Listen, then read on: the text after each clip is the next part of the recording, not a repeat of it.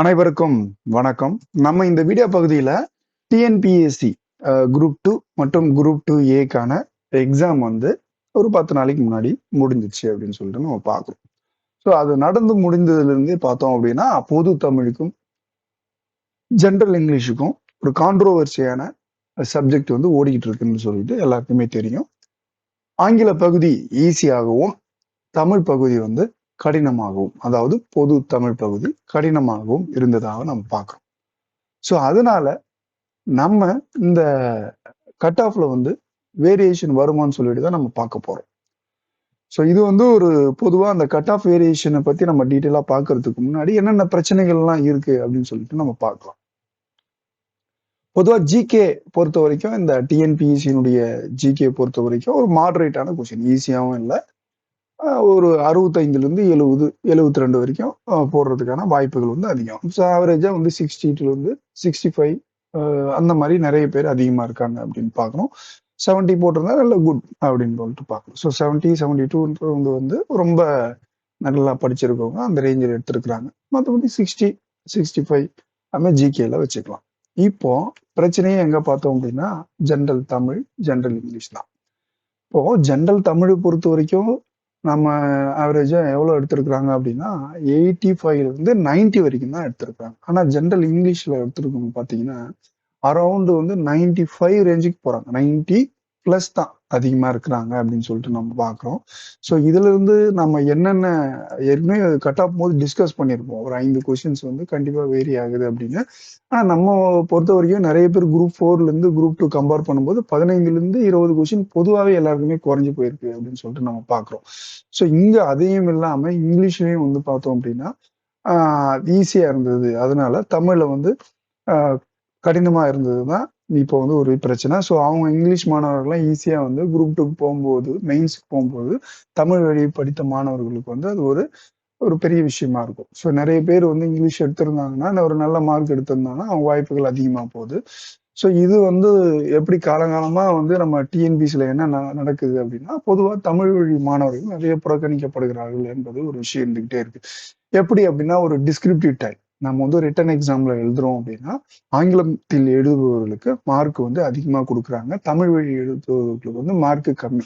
நல்லா எழுந்திருந்தாலுமே கண்டென்ட் எல்லாம் கொடுத்திருந்தாலுமே அது வந்து ஆங்கிலத்தில் எழுதியிருந்தால் வந்து என்னது அறிவு ஜாஸ்தியா இருக்குது அப்படின்னு சொல்லிட்டு அவங்களுக்கு என்ன பண்றாங்க, மார்க் அதிகம் போடுவதாக நம்ம மாணவர்கள் எல்லாமே பேசுகிறார்கள்னு சொல்லிட்டு நம்ம பார்க்கிறோம். நிறைய நம்ம ஆர்டிஐ மூலியமா நிறைய தமிழ் கொஸ்டின்ஸ் வந்து வாங்கியிருக்கிறாங்க. அதாவது ரிட்டன் எக்ஸாம் எழுதின கொஸ்டின் ஆன்சர் சீட்டை வாங்கி பார்த்துருக்காங்க. ஆங்கிலத்திலிருந்தும் வாங்கியிருக்கிறாங்க. ஸோ அதெல்லாம் வாங்கி பார்க்கும்போது நிறைய பிரச்சனைகள் இருந்து கொண்டு தான் இருக்கிறது. அந்த மார்க் அடிப்படையில் அது பல விஷயங்கள் வந்து வருடமாகவே தொடர்ந்து கொண்டு இருக்கிறது அப்படின்னு சொல்லிட்டு நம்ம பார்க்குறோம். ஸோ குரூப் 2 எக்ஸாமை பொறுத்த வரைக்கும், இந்த குரூப் 2 எக்ஸாம் பொறுத்த வரைக்கும் நாம என்ன பார்க்குறோம்னா ஆங்கில பகுதி ஈஸியா இருந்தது, தமிழ் வந்து கடினமா இருந்தது தான் வந்து இந்த மன உளைச்சலுக்கான காரணமா பார்க்குறோம். ஸோ பொதுவா இந்த டெஸ்ட் எழுதுறவங்களுக்கு, இந்த எக்ஸாம் எழுதுறவங்களுக்கு வந்து 85லேருந்து 90 வரைக்குமே வந்து தமிழ் மாணவர்கள் போடுவாங்கன்னு ஏற்கனவே சொல்லியிருந்தோம். கேள்விகள் சரியா போட்டிருப்பாங்க. இது வந்து நல்லா படிச்சிருக்கிறவங்க 95+ எடுத்தவங்களே இப்ப பார்த்தோம் அப்படின்னா இந்த குரூப் 4ல 95+ எடுத்தவங்களே இந்த ரேஞ்சு தான் வந்திருக்கிறாங்க. ஸோ 95 இப்ப ஆங்கிலம் வந்து பார்த்தோம் அப்படின்னா குரூப் 4 எக்ஸாம்ல கிடையாது. அதாவது பொதுப்பிரிவினருக்கு இல்லாம இருந்தது. ஸோ அவங்க வந்து பார்த்தோம் அப்படின்னா நம்ம வந்து இதுல வந்து 95+ இந்த எக்ஸாம் குரூப் 2 பொறுத்த வரைக்கும் 95 வந்து ஈஸியா எடுக்கிறதுக்கான வாய்ப்புகளா இருக்கு. இதனால வந்து பாத்தீங்க அப்படின்னா ஆங்கில வழி படித்தவர்களுக்கு வந்து ஈஸியா மெயின்ஸ் போறதுக்கான வாய்ப்புகள் அதிகம். ஸோ இப்போ நம்ம வந்து என்ன இதுல தெரிஞ்சுக்கிறோம் அப்படின்னா, இப்போ பொதுவா சிலபஸ் அப்படின்னு எடுத்துக்கிட்டோம் அப்படின்னா, சிலபஸ் அப்படின்னு பொறுத்த வரைக்கும் GT general Tamil, general English அப்படின்னு எடுத்துக்கலாம். ஸோ இப்போ வந்து பார்த்தோம் அப்படின்னா 6 to 10 6 to 10 இப்போ வந்து +1 +2 இதுலயும் +1 +2 கிடையாது. அவ்வளோ எதுவும் கேட்காதுல. ஓல்டு சமச்சீர் புக்ஸ் 6 to 10th இதுல வந்து கிடையாது. அதே மாதிரி ஓல்டு +1 +2 புக்கு இருக்கு, ஆனா இதுல கிடையாது. அது சிறப்பு Tamil book old and new.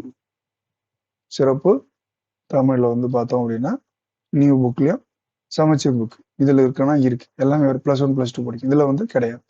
So இப்போ இதுல வந்து பாத்தீங்கன்னா ஒரு 4000 பேஜஸ் படிக்கணும். தமிழ் மீடியம் படிச்சவங்களுக்கு வந்து பார்த்தீங்கன்னா 4000 5000 பேஜஸ் வந்து படிக்கணும். இது தவிர்த்து அவுட் சோர்ஸ்ல இருந்தும் கேட்கறாங்க தமிழ் பகுதியில இருந்து. ஸோ எல்லாமே வந்து பார்த்தோம் அப்படின்னா இது மொத்தமே வந்து பார்த்தோம் அப்படின்னா உங்களுக்கு ஜென்ரல் இங்கிலீஷ் போகும் 1000 பேஜ்லயே முடிஞ்சு போகுது. ஸோ படிப்பதற்கும் ஈஸியா இருக்கும். அவங்களுக்கு வந்து சிலபஸும் கம்மி. ஆங்கிலத்தை தமிழ் பொறுத்த வரைக்கும் பார்த்தோம் அப்படின்னா ரொம்ப பேஜஸ் அதிகம். ஆங்கிலத்துல 1000 பேஜஸ் தான். இது வந்து ரொம்ப ரொம்ப அதிகம். அதுவுமே கேள்வியும் வந்து கடினமாகத்தான் இருக்கும். நிறைய படிக்க வேண்டியது.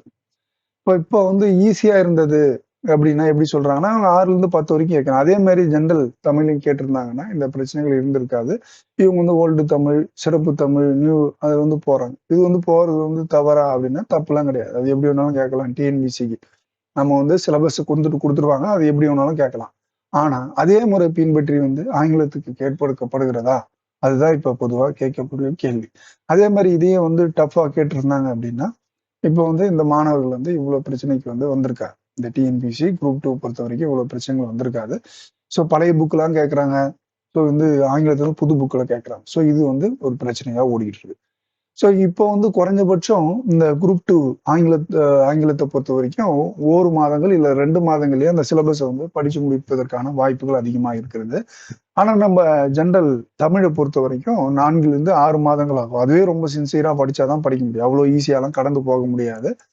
அது வந்து தமிழ் வழி படித்த மாணவர்களுக்கு வந்து அ இது வந்து நெறைய ஒரு படிக்கிறது. நெறைய கேள்விகள் வந்து ஈஸியா வந்ததுன்னா பிரச்சனை இல்ல. நெறைய அவுட் ஆஃப் சிலபஸ்லும் போறாங்க. ஸோ இதே புக்ஸ்ல இருந்து வருதா அப்படின்லாம் கிடையாது. நெறைய அவுட் ஆஃப் சிலபஸ்ல இருந்து போது. ஸோ இது வந்து இதுலருந்து ஒரு மாற்றம் தேவை. அதுதான் இப்ப எல்லாருமே வந்து கேட்கக்கூடியது. ஸோ ஏற்கனவே சொன்னது தான். காலங்காலமே ரிட்டன் எக்ஸாம்னாவே வந்து பார்த்தோம் அப்படின்னா, தமிழ் வழி மாணவர்களுக்கு வஞ்சிக்கப்படுகிறார்கள் என்பதுதான் முக்கியம். ஆங்கில வழி மாணவர்களுக்கு அதிகமான மார்க் இருக்கிறது. தமிழ் வழி மாணவர்கள் அவ்வளோ மார்க் வந்து போடுவதில்லன்னு சொல்லிட்டு நம்ம பார்க்கிறோம். ஸோ எவ்வளவுதான் கரெக்டா எழுதியிருந்தாலும், ஆனா தமிழ் வழி பார்த்த மாணவர்களுக்கு வந்து பார்த்தோம் அப்படின்னா, ரிட்டன் எக்ஸாம்ல நமக்கு வந்து குடுக்கறது இல்ல.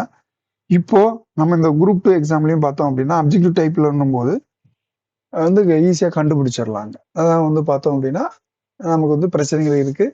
ஸோ இதனால இந்த யுபிஎஸ்சி போன்ற தேர்வுகள்ல நம்ம பார்த்தோம் அப்படின்னா, நார்மலைசேஷன் அப்படின்ற ஒரு முறைய கொண்டு வந்திருப்பாங்க. கடினத்தன்மையை பொறுத்து அத வந்து கொஞ்சம் 2த்தையும் ஈக்குவலைஸ் பண்ணி மார்க் கட் ஆஃப் ரேஞ்ச வந்து குறைப்பாங்க. 2த்தையும் ஈக்குவலைஸ் பண்ணுவாங்க. நார்மல் பண்ணி விட்டுருவாங்க. ஸோ அந்த மாரி பண்ணாங்க அப்படின்னா, அது வந்து தமிழ் வழி படித்த மாணவர்களுக்கு மிகவும் உதவியா இருக்கும். அதுதான் இப்ப எல்லாருமே வலியுறுத்தி வராங்க அப்படின்னு சொல்லிட்டு பார்க்கிறோம்.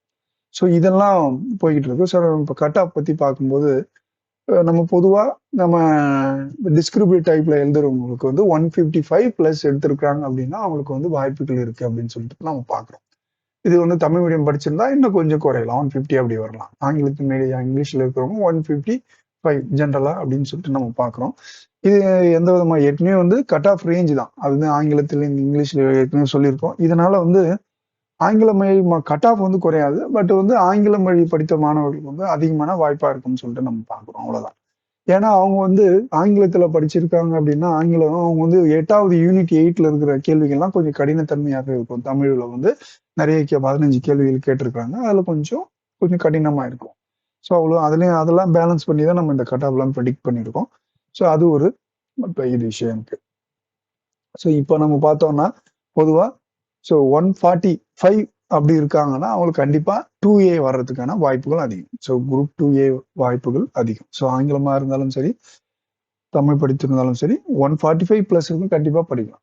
140 இருந்தாவே நீங்க வந்து பிசி அப்படின்னா பார்டர்ல சப்போஸ் குறைந்தாலும் குறையலாம். 145 கண்டிப்பா தேவை அப்படின்னு சொல்லிட்டு பார்க்கிறோம். பிசி, எம்பிசிக்கு வந்து கண்டிப்பா அது தேவை. 155 வந்து ஓசி இருந்தா தான் அவங்க வந்து உள்ள போ முடியும். இந்த கட் ஆஃப் டீட்டெயில்ஸ் நம்ம ஏற்கனவே வேற ஒரு வீடியோல சொல்லியிருப்போம். இந்த ஆங்கிலமா, தமிழா என்ற பிரச்சனை வந்து ஓடிட்டு இருக்கு. இது எல்லாமே டிஎன்பிசி சார்ந்த அதிகாரிகள்லாம் என்ன பண்ணணும், அடுத்த எக்ஸாம் வரும்போதெல்லாம் இந்த மாதிரியான பிரச்சனை வராம பார்த்துக்கணும். இல்லன்னா வேற என்ன பண்ணலாம்?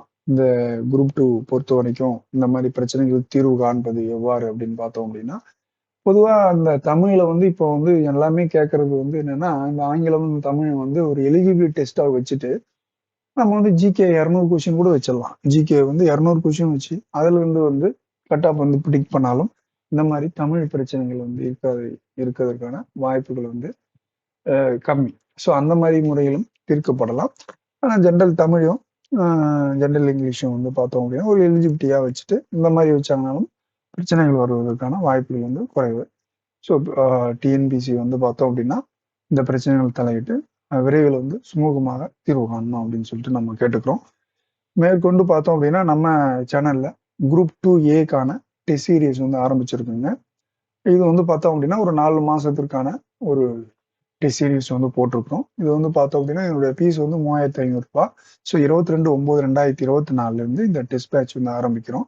ஸோ அடுத்த மாதங்கள்ல வந்து பார்த்தோம் அப்படின்னா நம்ம குரூப் 4, குரூப் 2, குரூப் 1க்கான நெக்ஸ்ட் இயருக்கான லாங் டேர்ம் டெஸ்ட் சீரிஸ் வந்து ஆரம்பிக்கிறோம். ஸோ அதை நம்ம வந்து வீடியோவா ஃபியூச்சர்ல கொடுக்கலாம். 1 மந்த்துக்கு அப்புறம் அதை பத்தி நம்ம பார்ப்போம். இப்போ நம்ம வந்து குரூப் 2, குரூப் 2ஏக்கான அதாவது குரூப் 2ஏ தான் அதற்கான டெஸ்ட் சீரிஸ் நம்ம வந்து கொடுத்துட்டு இருக்கோம்.